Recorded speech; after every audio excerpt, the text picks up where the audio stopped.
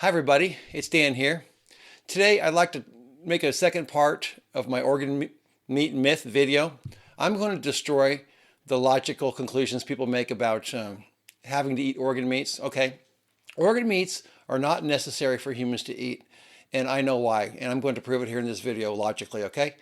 Now there's two reasons in my opinion why people like to eat, are convinced that you have to eat organ meats. The first reason is groupthink and consensus. Every person, just about every doctor, every carnivore I know or keto person that I talk to or watch videos on YouTube, they all say the same thing, that organ meats will make you healthier.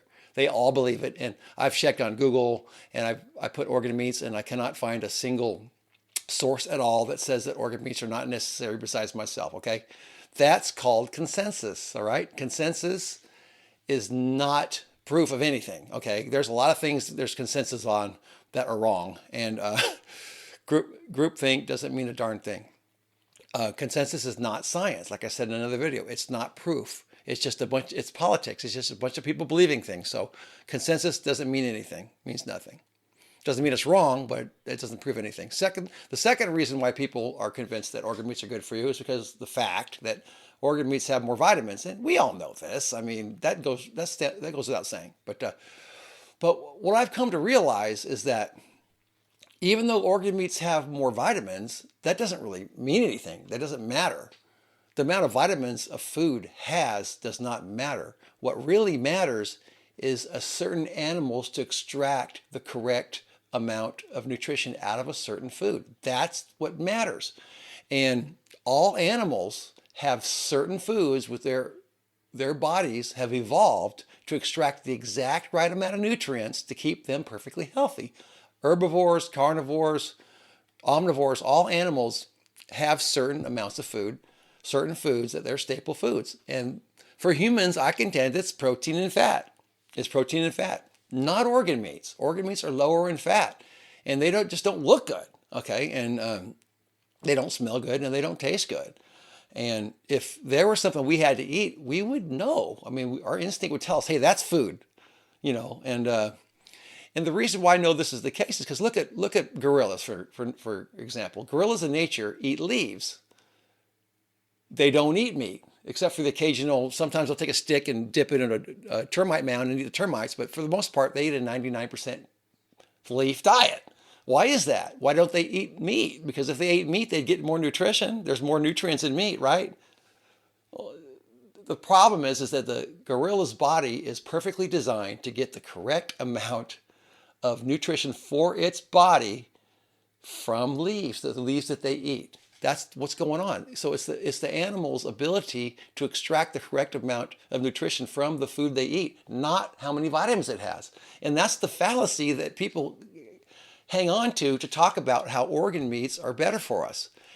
What they're not taking into account is human beings' ability to extract that nutrition from organ meats. We don't know. I personally think it's overkill. You know, and how do animals in nature, which humans are one, last I checked, how do we know which foods to eat? How do we know? Our instinct, our millions of years of evolution have given us instincts to point us to the right foods. That's why they taste good. That's why they smell good. That's why we know. Just like a gorilla or a cat or a dog or humans, we all know what to eat. And if organ meats were something that made us healthier, we would crave them. They would taste better, but they don't. I don't know if anybody have seen this video. With Frank Tufano has a video on YouTube where the thumbnail's got a picture of him with a piece of liver sticking out of his mouth. What's the first thing people think of when they see that photo? Disgusting. It's like, oh, gross. He's got a piece of liver. Why do humans see that as disgusting? Think about it. It's because we don't like liver. Liver's not a food that human beings consider to be food. It's not. And when I see it, it's like, gross, you know. And why don't we barbecue livers on the barbecue? Because they don't smell good, they don't look good, and they don't taste good for the most part, for most people. The steaks, they do. That's your body, your instinct telling you steaks are real food, liver's not, okay? It's just, I mean, that's the logical fallacy. And it's like, that's why we don't like organ meats. And it stands to reason.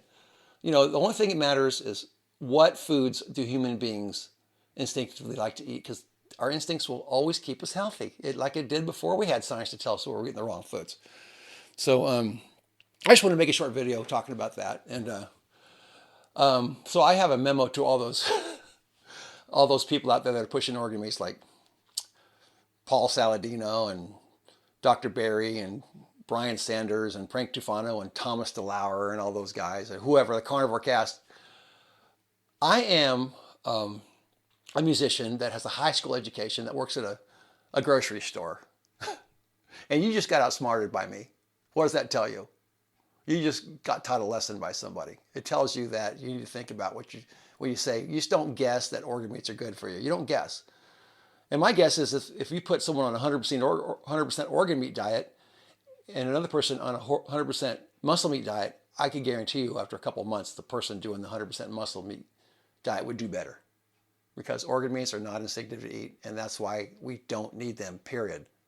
Myth busted. Anyway, hope you liked the video, everybody. Have a good night. We'll talk to you later. Bye.